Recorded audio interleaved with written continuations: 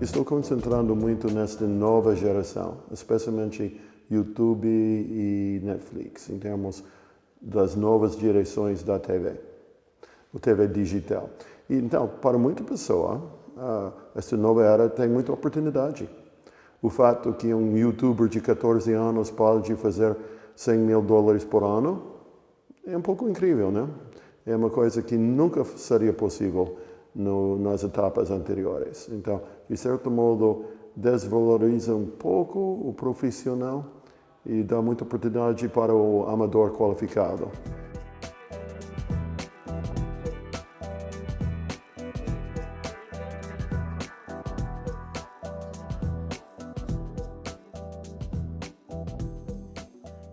The idea was to teach it globally. That was one commitment, to teach animation from all parts of the world. That was one. And the other was to teach that animation was very distinctive. It's different. It's not film, it's not video art, it's everything. It's painting. It's not, and it is everything, right? And to think of animation as a way of thinking about new ways in which we can think about space and time. Opportunities are plenty, right? Because it means it's one of the ways in which one can think about how important image is. And we still don't know what an image is. And animation pushes us to think about it very differently. It's not a picture, so there is that. It's totally a different idea. So it's a way of philosophizing, because I think animation gives us the possibilities to think beyond the normal ways in which we're accustomed, right? It is utopian, okay? It's beautiful, it's mind-bending, okay? And it's provocative, and it's not just about humans, it's about toys and animals and about the worlds which we only imagine that come alive, they animate. So that, I think, in the times we live in, it's very exciting. We live in complicated times that are full of hope, but also full of despair. And animation becomes one way in which we can imagine. Because it's a way of seizing the notion of imagination, right? And for that, I think animation gives us a totally different method, okay? So that's one. And the other thing to think of is to think of it as world, not just globalization, but art practice and animation practices take place across the world, not just in America, not just in Japan, can take place anywhere, right? In a village in Portugal, somebody can make toys and you can animate that, right? And you can come from India and you can have very flat puppets and they can be animated. So it depends on where it comes from, right? And so it's thinking in artisanal to support artisanal notions of that, but also to think that this is worthy of philosophizing. That's the thing. At least for me, what has really been exciting is that everybody in Portugal is both an artist, a practitioner, and a theoretician. For me, that is very exciting. Okay, that's very exciting. And I think that's crucial because it's a practice-based graduate work, PhD process that you have here, master's and the PhD, and I find that very interesting. Right? And I think size is a very peculiar concept. America is so big, Texas is so big, and I think Portugal is one of these smaller countries, but an older colony, one of the first colonizing projects. So it's very interesting to have very different conceptions of history that meet somewhere in a university. The university is everything, no? Like all these different time periods meet. So I think that for me is the most. It's a much more difficult. I'm not a bureaucrat, so I can't give you a bureaucratic answer. I can only give you an answer which is an imaginative one, right? Like how it's not whether American economy is going to improve or whether Portuguese students will go and make better technical citizens. It's not that, but whether you'll have imagination, right? About both our histories and ways in which they can have an entanglement. And we have 2 Brazilian students in the class, and I think that's interesting. It's another way, right? So Portugal and Texas meet in Brazil, I think. É fantástico, na realidade você vê a animação sob o ponto de vista teórico e filosófico. Então você vê toda a relação das questões culturais e da sociedade que são refletidas, né, numa obra de animação. Desde a maneira de planejar os cenários e reproduzir os cenários, também como uma própria narrativa, que estão fortemente ligadas às questões culturais de cada um dos animadores e diretores.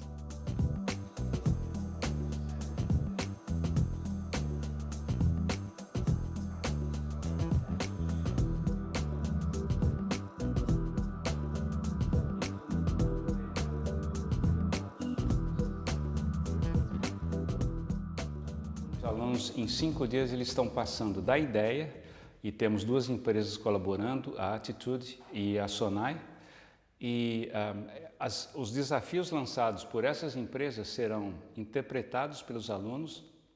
Eles estudarão os usuários dos serviços, farão um resumo de todos os aprendizados, os insights que obtiveram, vão transformar isso em ideias, vão criar protótipos rápidos, isso para de segunda a sexta-feira. Essa é a ideia.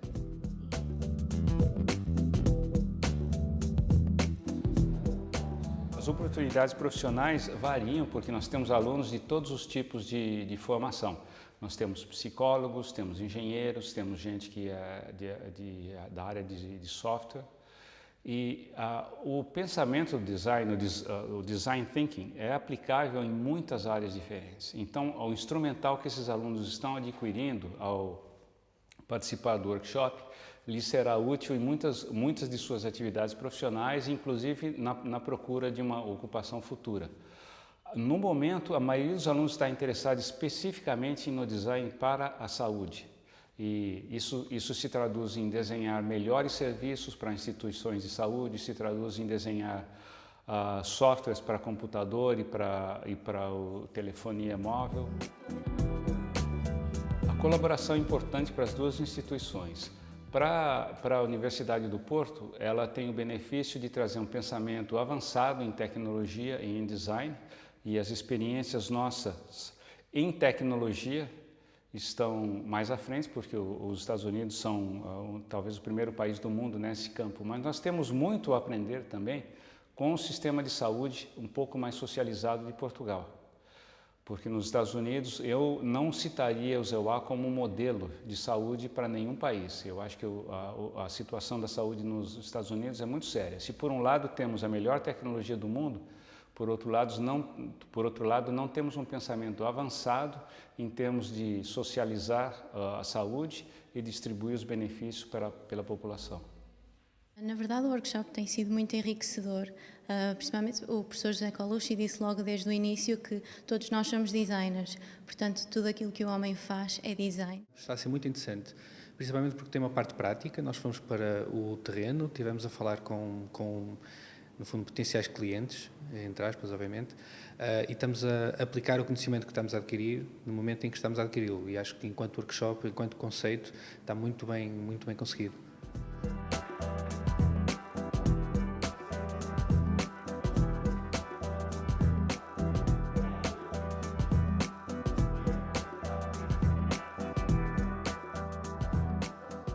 The topic of the workshop was researching visual social media platforms, and the idea behind it is to try to look at methods for us to research platforms that are more image and video-based rather than merely looking at text-oriented social media platforms. So trying to open up conversations about platforms like YouTube, Instagram, Snapchat, for example.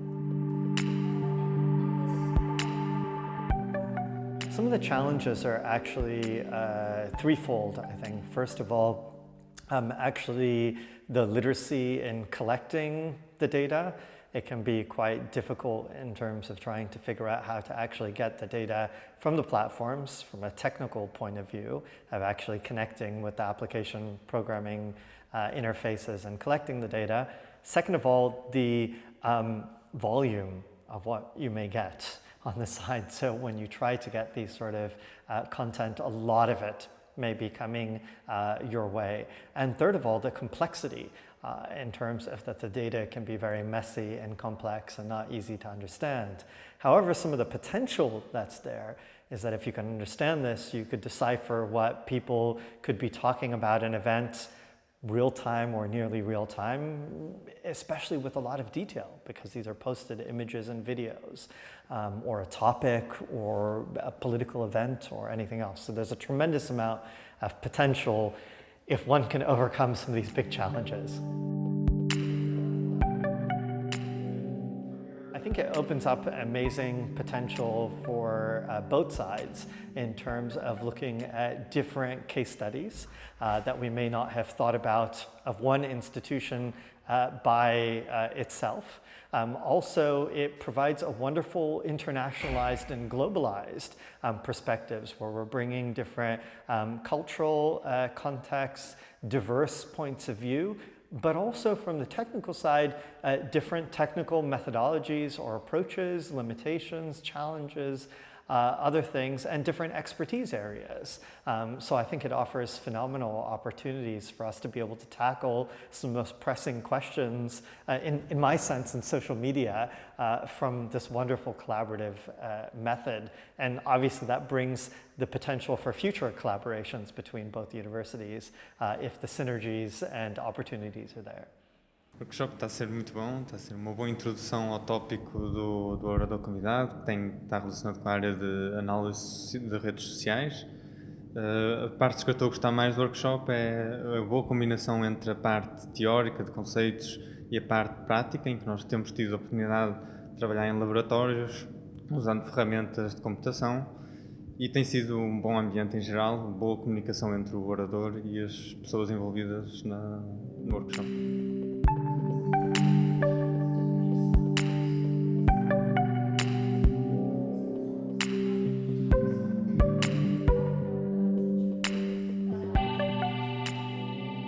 Focus should be on helping your students learn, not just changing the way you teach, which faculty naturally resist if they don't understand why.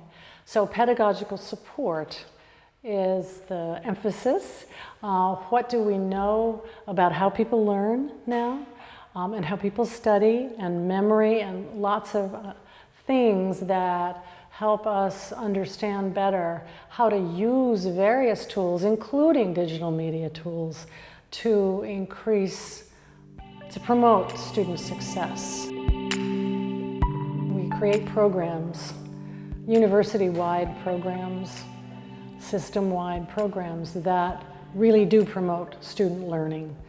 The difficulty comes, I don't want to say from the faculty, but it comes from faculty resistance to change. Everybody is resistant to change, right? If they don't understand why. And from our institutions that are large universities, and I come from a large university, and when I've talked to Antonio, he says many of the same things that, well, two things. It's difficult to know who's doing what, where, you know, and how successful they all maybe already are, and they could show other people and become a model for other people. But in a large university that is very siloed, that has 14 or 16 individual colleges and schools, they feel empowered. That silo is empowered, and they don't necessarily communicate with the other silos. That's the real problem, I think.